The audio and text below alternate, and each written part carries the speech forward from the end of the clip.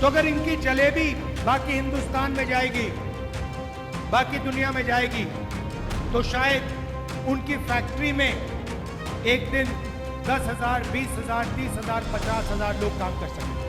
और गर्मी की सीजन में एक गिलास राबड़ी, मोटी मोटी रोटी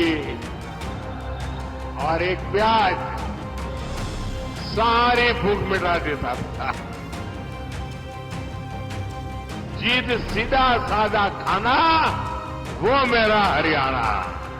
कुछ बातें हैं, कुछ बातें थी और उन पर हम लीडर्स के साथ बातचीत चलती है। एक काम तब मेरे कहने से कर लो, दूसरा मैं कर दूंगा थारे कहने से। मेरे कहने से तो भाई इसको प्रदीप को विधायक बना के भेज दो, कांग्रेस की सरकार में बना दो, थारी सरकार बना दो। एक हरियाणा में कहावत है, सूद ना कपात, लठम लठा। ना कांग्रेस की सरकार बन रही है, ना कांग्रेस की सरकार आ रही है। मैंने करी नहीं करी, एफआईआर दर्ज करी नहीं करी, उन्हें एफआईआर दर्ज करी नहीं करी। सबसे पहले जैसे ही मैंने आज ये गाड़ी में जलेबी चखी, मैंने अपने बहन को सीधा मैसेज भेजा। मैंने कहा प्रियंका को जलेबी बहुत अच्छी लगती है। मुझे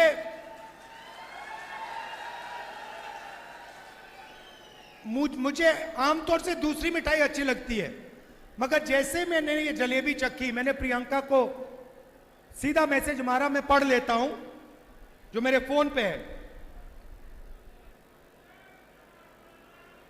मैंने कहा, प्रियंका, आज मैंने अपनी लाइफ में सबसे अच्छी जलेबी खाई है। लिखा है यहां पे कि मैंने अपनी जिंदगी में सबसे अच्छी जलेबी आज खाई है। मैं तुम्हारे लिए आज शाम एक डब्बा लाने जा रहा हूं।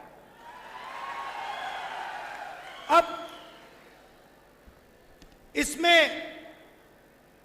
हरियाणा के एक व्यक्ति का खून पसीना है। पूरा कॉन्सेप्ट उन्होंने बनाया, सालों से ये काम कर रहे हैं। होना क्या चाहिए, जैसे मैंने आज दीपेंद्र से गाड़ी में कहा, पुनिया जी से गाड़ी में कहा, होना क्या चाहिए कि ये जो आपकी जलेबी है पूरे हिंदुस्तान में जानी चाहिए। और उसके बाद बाकी देशों में, अमेरिका में, जापान में, अलग अलग रूप लेते हुए इसको दूसरे दूसरे देशों में जाना चाहिए। आज इनकी दुकान में कितने लोग काम करते हैं? इनकी दुकान में कितने लोग काम करते हों? मान लो इनकी दुकान में आज 100 लोग काम करते हैं, तो अगर इनकी जलेबी बाकी हिंदुस्तान में जाएगी, बाकी दुनिया में जाएगी, तो शायद उनकी फैक्ट्री में एक दिन 10,000, 20,000, 30,000, 50,000 लोग काम कर सकें। मैं अगर हरियाणा में आऊं तो पुरानी यादें ताजा न हो जाए, ऐसा हो नहीं सकता। यहां भी वहां भी बहुत सारे परिचित चेहरे नजर आ रहे हैं, पुरानी यादें भी, क्योंकि हरियाणा तो बरसों तक एक प्रकार से मेरा घर ही बन गया था। और मैं बड़े गर्व के साथ कहता हूं, मुझे राजनीति की बहुत सारी शिक्षा हरियाणा और पंजाब से मिली, और ये मेरा सौभाग्य रहा, इस मिट्टी ने भी मुझे गढ़ा है। वो 1995 का शायद कालखंड होगा जब मैं प्रभारी के रूप में यहां आया था। लेकिन आमतौर पर प्रभारी आते हैं दौरा करने के लिए, मैं हम मुकाब करने आ गया था, यहीं पर रहता था। और उस समय हमारे मनोहर लाल जी संगठन का काम देखते थे। उस समय हमारे रमेश जोशी जी अध्यक्ष हुआ करते थे।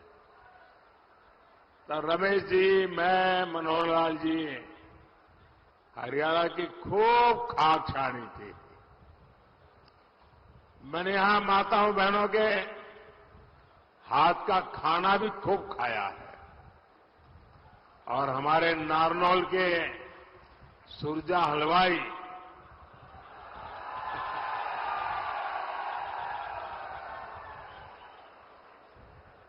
और महेंद्रगढ़ की मिठाई, शायद इसी के कारण ये हमारा राबिला डायबिटिक हो गया। और गर्मी की सीजन में एक गिलास राबड़ी, मोटी मोटी रोटी और एक प्याज सारी भूख मिटा देता था। जीत सीधा साधा खाना, वो मेरा हरियाणा। और ये इंडिया अलायंस वालों का हाल तो ऐसा है कि गाय ने दूध दिया नहीं, लेकिन घी खाने के लिए इंडी वालों में झगड़ा शुरू हो गया। अब ये लोग कह रहे हैं हर साल एक आदमी भारत का प्रधानमंत्री होगा, 5 साल 5 पीएम। आप मुझे बताइए, ऐसे देश चलेगा क्या? चलेगा क्या? और हमारे हरियाणा के लोगों में तो ग्रामीण भाषा में चौपाल में बैठ करके जो ठहाके लेने की ताकत है ना, मुझे पक्का विश्वास है कि 5 साल में 5 प्रधानमंत्री 5000 चुटकुले हरियाणा वाले बना देंगे। अरे वो ताऊ जी को परेशान मत कर रहे भाई, हाँ थोड़ा इधर उधर हो जा रहे। कुछ बातें हैं, कुछ बातें थी और उन पर हम लीडर्स के साथ बातचीत चलती है। तो आपकी मुलाकात हुई कांग्रेस अध्यक्ष के साथ, क्या कुछ आपने बात आपने रखी? अब वो बातें अलग हैं, पार्टी के अंदर की अंदरूनी बातें होती हैं, उनको पब्लिक में थोड़ा ही लाया जाता है। क्या वजह है कि बीजेपी को इस तरीके की बातें करने का मौका मिलता है? शाह जी कह रहे हैं कि अशोक तंवर के साथ अच्छा नहीं होता, कुमारी शैलजा के साथ अच्छा नहीं होता, और इससे पहले तमाम बीजेपी के जो नेता हैं वो इस बात का बयान दे रहे हैं कि आपके लिए बड़ा सॉफ्ट कॉर्नर दिख रहा है। हाँ, क्योंकि चुनाव है ना, इसलिए दिख रहा है, वरना कांग्रेसी के लिए भाजपा का सॉफ्ट कॉर्नर कैसे हो सकता है? तो इस चीज को हम, कोई मतलब नहीं है इन बातों का। कांग्रेस है, बीजेपी है, और आज हमारा जो भी वजूद है कांग्रेस पार्टी के कारण ही है, और हमने ताउम्र पार्टी की सेवा की। क्या वजह है कि आप अब तक जो है चुनाव प्रचार से दूर दिख रहे हैं? चुनाव के को भी आप 12 तारीख नामांकन की आखिरी तारीख, आज हम बात कर रहे हैं 23 तारीख, 11 दिन हो गए, आप अभी तक प्रचार करने नहीं गए। अब जाएंगे, निकलेंगे, 2-3 दिन में निकलेंगे, जाएंगे, प्रचार में जाएंगे, सरकार बनाएंगे कांग्रेस के। समर्थकों से क्या जो है, आपके समर्थकों की क्या आपसे अपील है, क्या मांग है? क्योंकि नाराजगी जो है नीचे समर्थकों में भी दिखाई देती है कि आपको कुछ नहीं मिल रहा, मिलना चाहिए। अब देखो, इतने सालों से 10 साल से ऊपर हो गए हैं, पार्टी में संगठन नहीं रहा है, वर्कर बेचारे लगे रहे हैं, काम कर रहे हैं, जमीन पर तो यही काम करते हैं ना। हमारे जैसे लोग तो जाके सिर्फ भाषण देते हैं, काम तो वर्कर करता है जमीन पर। तो उनकी भी कुछ उम्मीदें होती हैं, और कहीं ना कहीं एक जगह उनको लगता है जगह नहीं है, वो दूसरी जगह जाते हैं, या जहाँ पर जो भी है, कोई किसी के साथ जुड़ा होता है, कोई किसी के साथ, ये हर पार्टी में होता है। तो उनको कुछ बातें उनको भी फील हुई हैं, पर सबका हम सब यही कहते हैं कि हम सब कांग्रेस के हैं और कांग्रेस के लिए ही काम करेंगे। देखो, मैं सारे हरियाणा में घूमकर आज कुंगड़गांव में आया हूं, और यहां आज आपको कह के जा रहा हूं कि हरियाणा में लहर चल रही है कांग्रेस की, और हर जगह से एक ही आवाज आ रही है, कांग्रेस आ रही है, भाजपा जा रही है। हरियाणा की 36 बिरादरी ने फैसला कर दिया, अब की बार हरियाणा में कांग्रेस की सरकार। रामकिशन फौजी साहब बैठे, खड़े गए भाई फौजी साहब, तो आजा भाई, पीछे खड़े रह गया।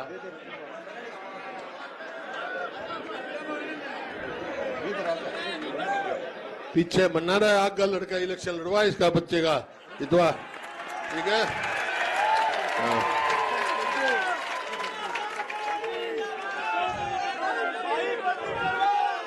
तो भाई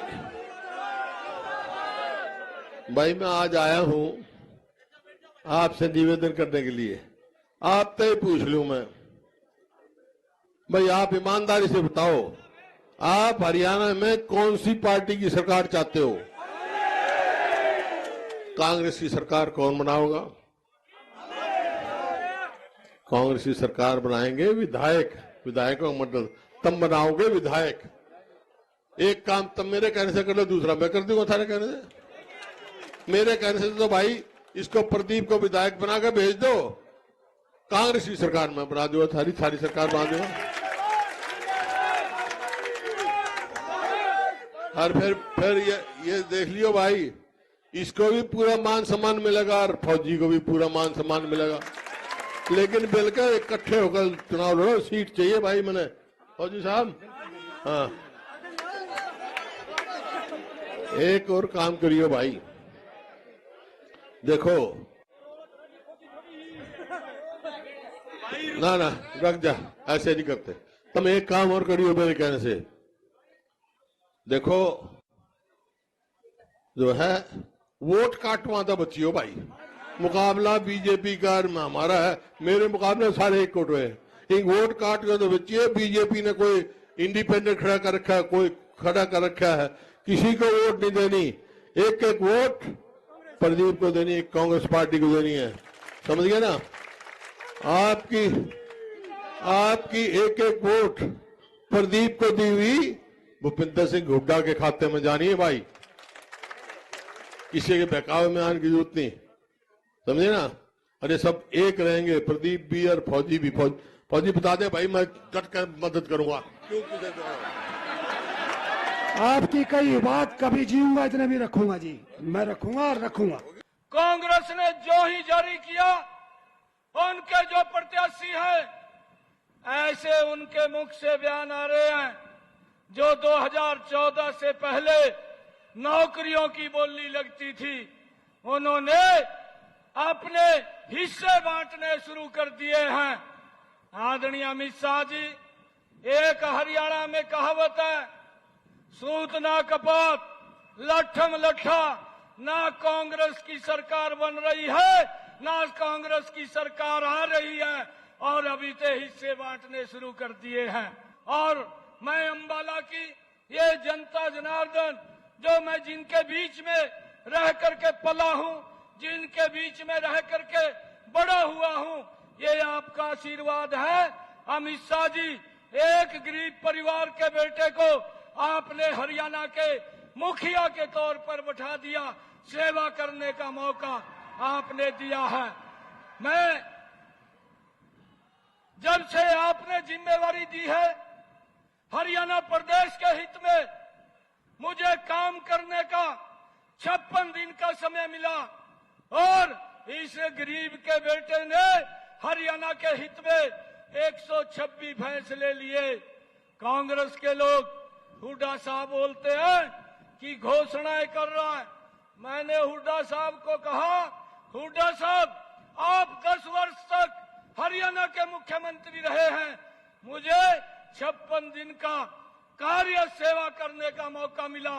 अगर आप 56 दिन के मेरे कार्य को अपने 10 वर्ष से तुलना करेंगे, मेरा 56 दिन का कार्य आपके 10 साल पे भारी पड़ेगा। आप हमारा फैसला करेंगे सर, आप हमारे जो थाने में SHO साहब हमारे साथ जो थे उनको भी सर बहुत लड़ाई झगड़े करते हैं। सर जो SHO साहब से SHO साहब ने कर दिया सर, लड़ाई झगड़े करे सर, हमें बाहर निकाल दिया सर।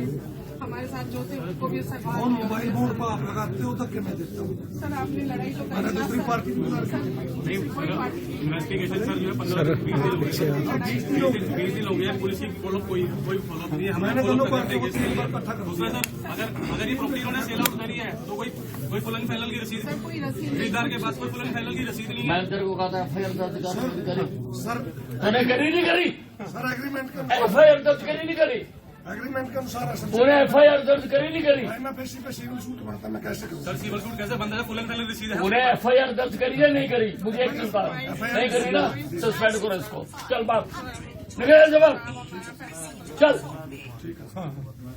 सर हमारा फैसला करो सर। हर चीज में अपनी करता है ये। तेरे को जब मैंने कहा तो FIR दर्ज कर, तू कौन होता भाई FIR से रोकने वाला? Prima facie you are not. पहले FIR दर्ज करो और फिर देखो, मेरी बात सुन, DGP को बुलाओ जरा। पहले FIR दर्ज करो और उसके बाद देखो आपने क्या करना क्या नहीं करना। मैंने अपने सीनियर ऑफिसर के नोट्स में लिया था जी, प्राइमा फेसी पे सिविल सूट है। अरे अफसर को भी देख लेंगे फिर। सर मैं आपके उसका क्या है? तो मेरी भी तेरे लिए कानून अलग बनेगा। सर सिविल एग्रीमेंट, कानून है पहले कंप्लेंट की कंप्लेंट दर्ज करो, सिविल एग्रीमेंट के अनुसार उसके बाद लिख के दे दो सिविल का, तो पर पहले दर्ज करो। तूने दर्ज करी या नहीं करी?